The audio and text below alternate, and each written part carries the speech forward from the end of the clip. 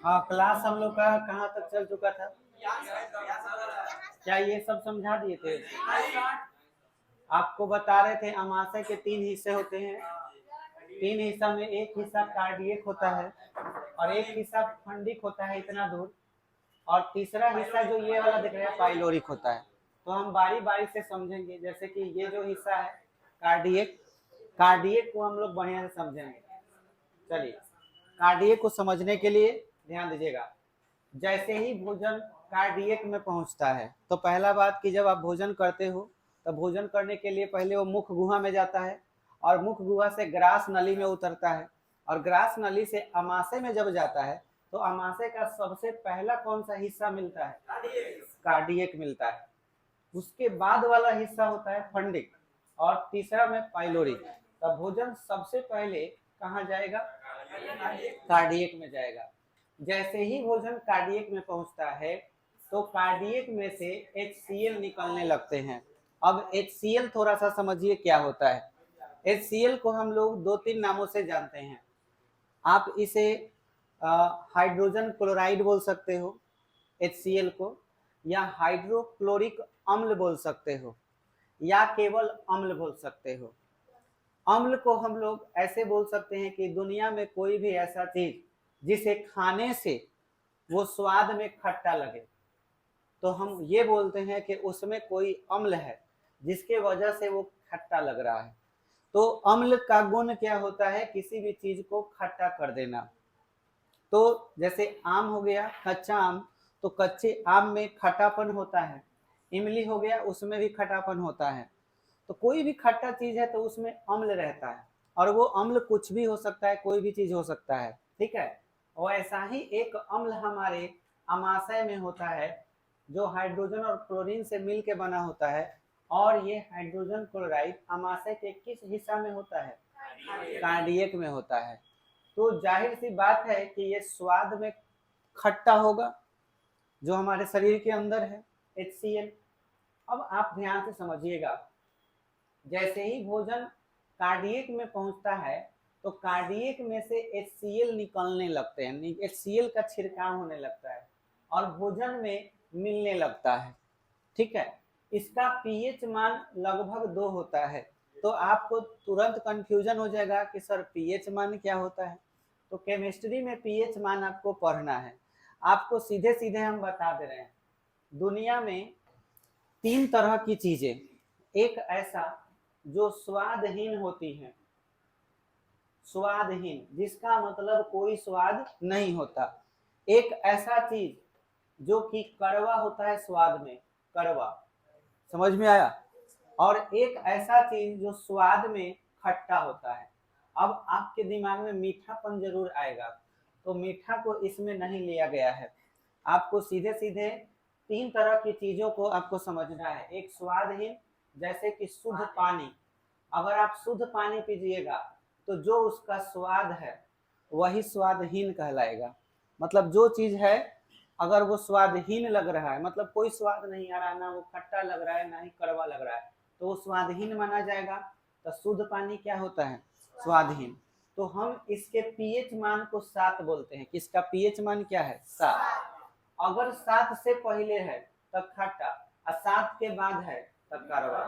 बात बुझाया? इसका लिमिटेशन 14 तक होता है, समझ में आया? और इसका लिमिटेशन जो होता है वो 0 तक। तो 0, 1, 2, 3 ऐसे गिनते गिनते चले जाओ तो 7 तक होगा ना। तो 7 से पहले तनियों से कम हो जाएगा, 6.9 भी हो जाएगा, तो वो क्या होगा? खट्टा। याद रहे, जितना कम होगा उतने ज्यादा खट्टा। बात बुझाया? जितना कम होगा। अब हम तुमसे कहें कि एक पदार्थ है A और एक पदार्थ है B, A का पीएच मान 2 है, B का पीएच मान 3 है, ज्यादा खट्टा कौन है? A, क्योंकि उसका पीएच मान कम है।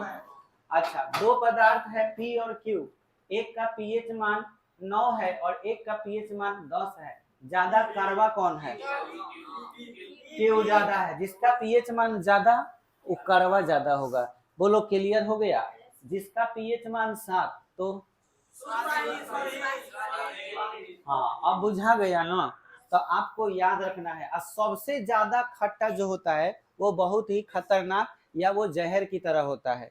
जैसे तेजाब, तेजाब जो होते हैं वो किसको कोई खा नहीं सकता है, खाएगा तो मुंह में जड़ जाएगा। समझ में आया पूरा। तो तेजाब का पीएच मान लगभग 1 के करीब में होता है। समझ में आया, 1 के करीब का, 1 से भी कम मान के चलो। तो ये बहुत खतरनाक हो गया। तेजाब के तनिए से नजदीक है कौन, HCl, क्योंकि इसका पीएच मान कितना है 2। तो बोलो खतरनाक चीज शरीर के भीतर है। बुझाया। तुमको हम एगो प्रैक्टिकल के तौर पे बताते हैं। कभी कभी खाना जब आप भर पेट खा लेते हैं, खाना जब खा लीजिएगा और कभी काल गलती से ढेकार आया और ढेकार आने से अंदर का पानी है ना, अंदर का पानी मुंह में आ गया, तो आपका है सब जलने लगेगा। जलन जैसा महसूस हुआ है कि नहीं हुआ है, कभी हुआ है? वो पता है जलन किसका है, कार्डियक में। आपको अभी अभी बताए कि जैसे ही भोजन कहाँ जाता है, कार्डियक में। ध्यान दीजिएगा।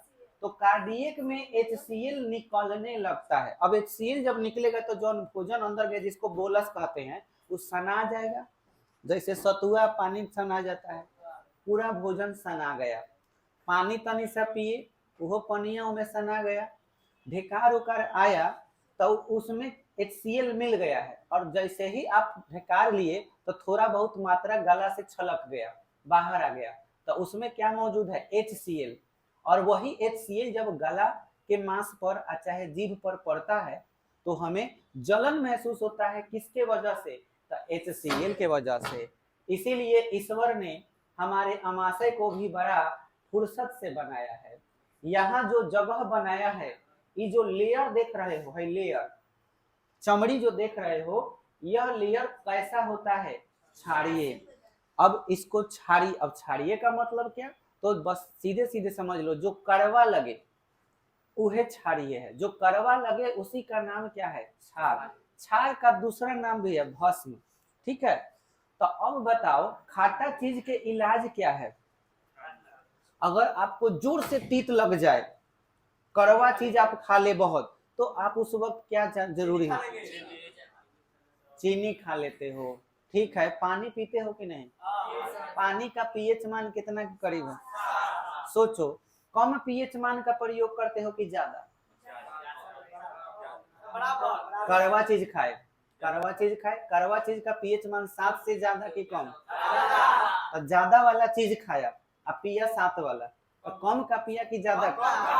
तो ए हिसाब से दिमाग लगाओ कि पीएच मान ज्यादा वाला कौन चीज खा रहे हैं, तो उसका इलाज उसके नीचे वाला है। बात बुझाया। यानी कि अगर मुझे कोई कड़वा चीज हम खा ले रहे हैं तो हमको कोई खट्टा चीज खाना चाहिए, जिसके वजह से उसका स्वाद मर जाएगा। ये बात बुझाया। तो अगर हम कड़वा चीज खा रहे हैं, मतलब क्षारीय चीज खा रहे हैं, तो हमारा स्वाद गड़बड़ा गया, तो उस वक्त उससे बचने के लिए अम्ल खाना चाहिए। तो बस यूं समझ लो, अम्ल का इलाज है क्षार, और क्षार का इलाज कौन है, अम्ल। अम्ल के गुण को क्षार खत्म कर देता है, और क्षार के गुण को अम्ल खत्म कर देता है। आपको ठेठ भाषा में समझा रहे हैं। बिरहनी कबो काटा है, बिरहनी काटा है, पता है बिरहनी में क्या रहता है, बिरहनी समझ रहा है सब। हाँ, हाडा, हाडा जब काट लेता है, कहीं भी काटे, मुंह पर काटेगा तो गाल गुलगुला हो जाएगा। समझ में आया। जहाँ काटता है उस जगह पर हम लोग उसके इलाज के लिए प्याज रगड़ते हैं। प्याज ले लेंगे और रगड़ने लगेंगे, चाहे किरोसिन तेल। अब थोड़ा सा इसके रसायन को समझो, काहे क्यों उसका यूज करेंगे, किरोसिन तेल काहे यूज करेंगे, चाहे प्याज ही क्यों यूज करेंगे। तो प्याज खा के बताओ कैसा लगता है, कड़वा कि खट्टा, कड़वा लगता है बाबू, कड़वा लगता है, क्योंकि वो क्षारीय है। और जब तुम बिरहनी के चपेट में आ जाते हो तो बिरहनी के डंक में अम्ल होता है, उसका नाम फॉर्मिक अम्ल है। देखो बिच्छी के डंक में, बिरहनी के डंक में, चिंटी के डंक में फॉर्मिक अम्ल होता है। है तो अम्ल ही ना, चाहे कौनो फलाना अम्ल हो, अम्ल ना है।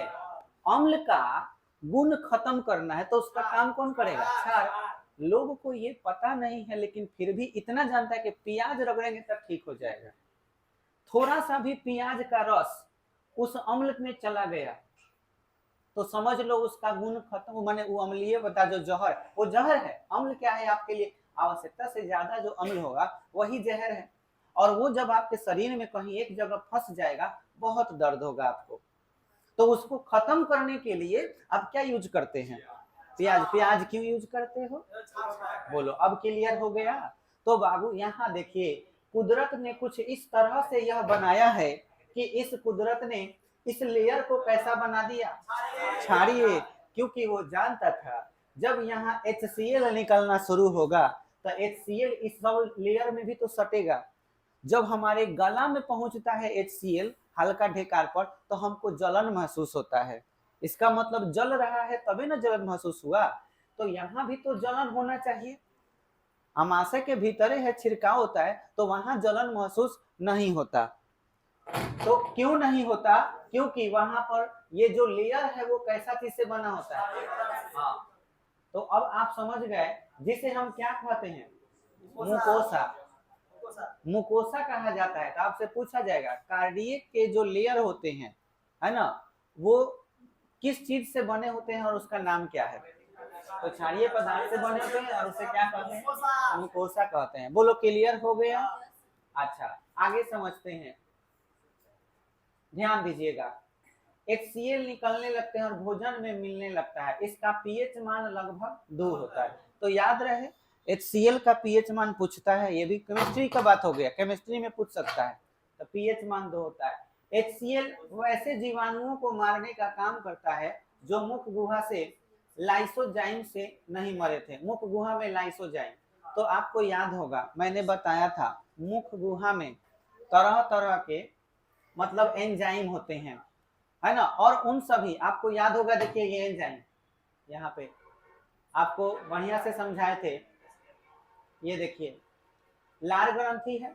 लार ग्रंथि में 3 तरह के ग्रंथि होते हैं, एक पैरोटिड होता है, एक सबलिंगुअल होता है, एक सबमेंडिबुलर होता है। अच्छा, इसमें लार ग्रंथि में लाइसोजाइम जो होता है ये भोजन के जीवाणुओं यानी बैक्टीरिया को मारता है। याद आया? अच्छा, इसमें और भी एंजाइम होते हैं, टाइलिन और एमाइलेज, ये स्टार्च का पाचन करते हैं। म्यूकस नाक में रहता है, नाक में भीतर गंदगी जब आता है तो उसको क्या करता है? वो आप भोजन को भी चिपचिपा बनाता है। तो म्यूकस इधर भी रहता है और अंदर भी रहता है। दूसरा चीज, अब ध्यान से समझिए, आपको मालूम है लाइसोजाइम का काम होता है किसको मारना? बैक्टीरिया को मारने का काम है। अब ध्यान से सुनो, तुम भोजन खाए तो भोजन करने के बाद उसमें जो बैक्टीरिया था उसको लाइसोजाइम मारना तो शुरू कर दिया था। क्या ये जरूरी है कि सारे जीवाणु मर ही जाएंगे भोजन के? क्योंकि हम लोग खाना जब खाते हैं तो पूरा मुंह में चबाते नहीं है उसको। कितना लोग क्या है कि रोटी तुरा मुंह में डाला गप्पा भीतर। ऐसा नहीं कि चलाने की जरूरत नहीं है, 2-3 बार घुमाए और उसके बाद भीतर। भात खाते हैं तो मुंह में रखबे नहीं करते, डायरेक्ट भीतर। बहुत लोग ऐसे भोजन करते हैं, लेकिन कुछ लोग तो भोजन को जो है मुंह में चलाना चाहिए इधर उधर पहले कि ताकि उसमें जो है जो एंजाइम है मिल जाए। और उसके एंजाइम जैसे लाइसोजाइम है तो वो किसको खत्म कर दे? जीवाणुओं को। लेकिन जीवाणु अगर कुछ बच भी गया तो उसको कौन खत्म करता है? तो अब आपसे पूछा जा सकता है कि कार्डियक में HCl का काम क्या होता है? तो भोजन, वैसे भोजन जो मतलब वैसे भोजन जो हम मुख गुहा से जब हमारे अमाशय तक पहुंचता है और उस भोजन में जो लाइसोजाइम होता है वो जीवाणुओं को, कुछ जीवाणुओं को नहीं मार पाते, उन जीवाणुओं को मारने का काम कौन करता है? HCl करता है। HCl जैसे ही जाता है उसको मार देता है। बोलो, ये क्लियर हो गया? तो अब देखो भोजन में क्या चीज मौजूद नहीं है? अब बैक्टीरिया मौजूद नहीं है। तो बोलो HCl का काम समझ में आया? एग्जाम में आपसे पूछेगा, 5 मार्क्स का क्वेश्चन पूछेगा, आपसे पूछ देगा कि दैनिक जीवन में, है ना, दैनिक जीवन में पीएच का क्या महत्व है? पीएच मान का क्या, पाचन में पीएच मान का क्या महत्व है? दैनिक जीवन में आपसे पूछा जाएगा कि पाचन में पीएच मान का क्या महत्व है, तो आप बड़े आराम से आंसर बताइए।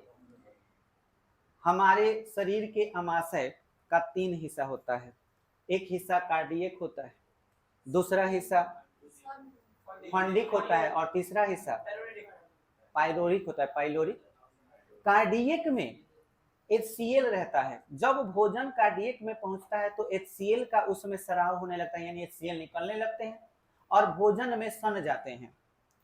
उस भोजन में वैसे जीवाणु जो लाइसोजाइम की वजह से नहीं मरे थे, उन जीवाणुओं को HCl क्या करता है, मार देता है, और इस तरह से भोजन की प्रक्रिया और सरल हो जाती है, भोजन के पाचन की प्रक्रिया और सरल हो जाती है। HCl का पीएच मान कितना होता है, 2। यदि कोई ऐसा अम्ल होता जिसका पीएच मान 2 नहीं बल्कि 3 होता या 4 होता, तो वो जीवाणुओं को मारने में सक्षम होता कि नहीं होता, तो आंसर है नहीं। जीवाणुओं को मारना है तो जितना ज्यादा अम्लीय होगा उतना ही ज्यादा लाभ मिलेगा। समझ में आया? तो पीएच मान 2 है, अगर 3 वाला कोई अम्ल यहाँ पे रहता तो उस जीवाणुओं को मारने में पूरी तरह से सक्षम नहीं होता, इसलिए पीएच का बहुत ही ज्यादा यहाँ पर महत्व है। इसे अपनी भाषा में आप लिख सकते हैं। बोलो क्लियर हो गया? आगे समझते हैं। तो यहाँ से परीक्षा में सवाल आता है, पहले ही बोल दे रहे हैं, इसलिए इसे बढ़िया से एकदम समझ लीजिएगा और याद भी कर लीजिएगा। अब हम लोग बात करेंगे कि हमारे जो अमाशय होते हैं उसमें दूसरा हिस्सा का क्या काम होता है, तो दूसरा हिस्सा का नाम क्या है, फंडिक। फंडिक में कांटेनुमा संरचना पाई जाती है जिसे रूजी कहते हैं। आइए देखते हैं, ये दूसरा हिस्सा देख रहे हो, इसी लेयर के ठीक नीचे कांटा कांटा जैसा निकला हुआ, बिल्कुल इसे ऐसे समझ लो कि जैसे कोई छोटा सा चटाई है, पावदान है, जिसमें छोटा छोटा सुई निकला हुआ है, कील जैसा निकला हुआ है। समझ में आया? तो कांटेनुमा रचना होता है और इसका नाम क्या रखा गया है, रूजी। जब भी रूजी वर्ड सुन लिए तो समझ लेना आमाशय में उस लेयर का बात है जहां पर कांटेनुमा रचना होती है। आखिर ये रचना ईश्वर ने क्यों बनाया होगा, हमारे शरीर में ये रचना किस लिए है, तो आप धीरे से समझिएगा, यहाँ पे धीरे धीरे बढ़िया समझते जाइएगा। फंडिक में कांटेनुमा जो संरचना पाई जाती है भोजन की गति को धीमा रखता है। अब बताओ, कोनो प्लेन चीज है तो खाना म्यूकस के वजह से तो चिपचिपा पहले ही से हो गया है। हम भोजन करते हैं तो म्यूकस जो होता है उसको चिपचिपा बना दिया, एकदम फिसलने लायक, तो तब फिसल रहा था, सराक सराक भोजन आगे बढ़ रहा है। अब ये अमाशय में जाएगा तो उसको बीच में रूजी मिलेगा, रूजी नुकीला जैसा निकला हुआ है, कांटेनुमा रचना है, वो भोजन को क्या कर देगा, हाँ रोकेगा, पूरा नहीं, धीमा कर देगा। उसका चाल क्या होगा, कम हो जाएगा। आप ही सोचिए कि भोजन यहाँ से जब चलेगा तो हई कांटेनुमा जो रचना है भोजन को रोकेगा कि नहीं, रोकेगा। बोलो क्लियर हो गया? तो पूछा जाए कि रूजी क्या है, तो आप सीधे सीधे बोलिए कि फंडिक में पाया जाने वाला कांटेनुमा रचना जो अमाशय में होता है। बोलो क्लियर हो गया एकदम? आगे समझो। इसके बाद पाइलोरिक को समझो। अच्छा, ये थी रूजी का काम क्या है, भोजन के गति को कम कर देना, धीमा कर देना। पाइलोरिक, इस भाग में कुछ ग्रंथियां पाई जाती हैं। याद कीजिए, ग्रंथि 2 किस्म का होता है, एक अंतः ग्रंथि होता है, एक बाह्य ग्रंथि। और ग्रंथि में बाह्य ग्रंथि और अंतः ग्रंथि में, अंतः ग्रंथि में से क्या निकलता है, एंजाइम, और बाह्य ग्रंथि से हार्मोन निकलते हैं, हार्मोन निकलते हैं। हार्मोन आगे हम समझेंगे, लेकिन अंतः ग्रंथि से क्या निकलता है, एंजाइम निकलता है। बोलो क्लियर हो गया? तो यहाँ पे बोल रहा है कि पाइलोरिक इस भाग में क्या होते हैं, कुछ ग्रंथियां होती हैं, तो जरूर इसमें से क्या निकलता होगा, एंजाइम जरूर निकलता होगा, जिसे हम कौन सी ग्रंथि कहते हैं। तो पूछता है कि जठर ग्रंथि किसे कहते हैं, तो आंसर होगा कि अमाशय में 3 भाग होते हैं, एक कार्डियक, दूसरा फंडिक और तीसरा पाइलोरिक। पाइलोरिक में एक ग्रंथि पाया, कुछ ग्रंथियां पाई जाती हैं और उन ग्रंथियों को हम क्या कहते हैं, जठर ग्रंथि कहती हैं। इससे निकलने वाले द्रव को क्या कहते हैं, जठर रस कहते हैं। जठर रस, असल में जठर रस है क्या, तो निकला तो जठर ग्रंथि से, और जठर ग्रंथि हो चाहे दुनिया का कोई भी ग्रंथि हो, अगर वो अंतः ग्रंथि है तो उसमें से एंजाइम ही निकलेगा। तो आपसे पूछ भी दिया जाए कि जठर रस क्या है, तो सीधे बोलो एंजाइम है। इहो बोल सकते हो कि प्रोटीन है, क्योंकि एंजाइम तो प्रोटीन होता है ना। तो आपको पूछ सकता है कि जठर रस इनमें से है, option A protein, option B enzyme, option C दोनों, ऑप्शन डी इनमें से कोई नहीं। आंसर दोनों, प्रोटीन भी बोल सकते हो, एंजाइम भी बोल सकते हो। जठर रस कहाँ पाया जाता है? पाइलोरिक में। आ कहीं पाइलोरिक ऑप्शन नहीं हो, खाली अमाशय हो, तब अमाशय हो जाएगा। अगर पूछ दे जठर ग्रंथि से कौन सा पदार्थ निकलता है, तो जठर रस निकलता है, एंजाइम निकलता है, या प्रोटीन निकलता है, कोई भी एक बात बोलिए। अच्छा, आपसे पूछा जाए कि जठर ग्रंथि अंतः ग्रंथि है कि बाह्य ग्रंथि है? अंतः ग्रंथि है। बोलो सभी लोगों को क्लियर हो गया? आगे समझते हैं। अब सुनिए, जठर रस कितने तरह का होता है? दो तरह का। एक का नाम है रेनिन और दूसरे का नाम क्या है? पेप्सिन। तो आपको मालूम होगा जिसमें सीन लगा रहता है ना, वो एंजाइम किसका पाचन करता है? प्रोटीन। ये तो हम लोग को पता चलेगा कि एंजाइम जो हम ऊपर से खाना खा रहे हैं, जैसे मछली खा रहे हैं तो मछली में प्रोटीन होगा, तब प्रोटीन का पाचन कौन करेगा? यही करेगा, पेप्सिन करेगा। अब सुनिएगा, जठर रस में जो रेनिन होता है वो कैसा होता है? दूध को दही बना देता है। छोट छोट बबुआ को देखा होगा सब, छोट छोट बबुआ जब माँ का दूध पी लेता है, उसके लिए खाना तो वही है, माँ का दूध। जब दूध पी लेगा तो कभी कभी उल्टी करता है, तो दही जैसा उल्टी करता है। रियल बात है कि वो वास्तव में दही होता है, वास्तव में वो दही ही होता है। जब वो दूध पीता है तो उसके आमाशय में जाता है, तो आमाशय में जैसे ही जाता है, तो जैसे ही फंडिक में जाएगा, तो फंडिक में जाने के बाद उसमें से जठर रस में से क्या निकलेगा? रेनिन निकलेगा। और रेनिन क्या करेगा कि दूध को दही में कन्वर्ट कर देगा। और कहीं ढेकार उकार बबुआ के आ गया, इधर उधर नचा दिया, तो बन गया है दही। तो बाहर दूध नहीं आएगा, क्या आएगा? दही आएगा। बुझाया? तो आपसे पूछा जा सकता है कि छोटे बच्चे द्वारा वोमिटिंग में पाया जाने वाला है ना, पाया जाने वाला जो दही है वो किसके वजह से बनता है? रेनिन के वजह से बनता है। बोलो क्लियर हो गया?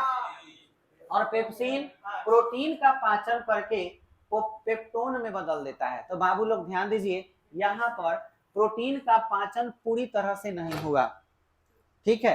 क्यों? क्योंकि प्रोटीन जो है इतना जल्दी खत्म होने वाला चीज नहीं है। तो इसलिए याद रखना है कि भले ही ये जठर रस से निकला हुआ पेप्सिन जो हम प्रोटीन खाए हैं उसको सरल भाग में कन्वर्ट करने का कोशिश किया। जैसे आप इस तरह से समझिए, कार्बोहाइड्रेट हम खाते हैं, तो कार्बोहाइड्रेट में सबसे जटिल कौन कार्बोहाइड्रेट है? पॉलीसेकेराइड। पॉलीसेकेराइड खाओगे तो हो सकता है कि वो कन्वर्ट होकर के डाइसेकेराइड में चेंज हो, फिर डाइसेकेराइड किसी एंजाइम के जरिए मोनोसेकेराइड, तो धीरे धीरे वो जटिल से सरल होते जा रहा है। वैसे ही पेप्सिन के साथ भी है, पेप्सिन नहीं सॉरी, प्रोटीन के साथ। प्रोटीन का जब पाचन होता है तो डायरेक्ट प्रोटीन का पाचन पूरी तरह से नहीं होता, वो सरल प्रोटीन में नहीं कन्वर्ट होता। प्रोटीन से वो जब चेंज होगा, तो आप देखिए यहाँ पे समझिए ध्यान से कि जो प्रोटीन का पाचन होता है वो प्रोटीन किस चीज में कन्वर्ट हो जाता है? पेप्टोन। यानी अभी भी ये प्रोटीन ही है, पहले जटिल था, थोड़ा सा सरल हुआ, थोड़ा सा सरल हुआ। हाँ, मध्यम समझ सकते हो या मध्यम से ऊपर भी समझ सकते हो। बोलो क्लियर हो गया?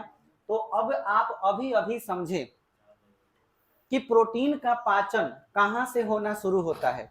बताइए, प्रोटीन का पाचन कहां से होना शुरू होता है? यहाँ देखिए,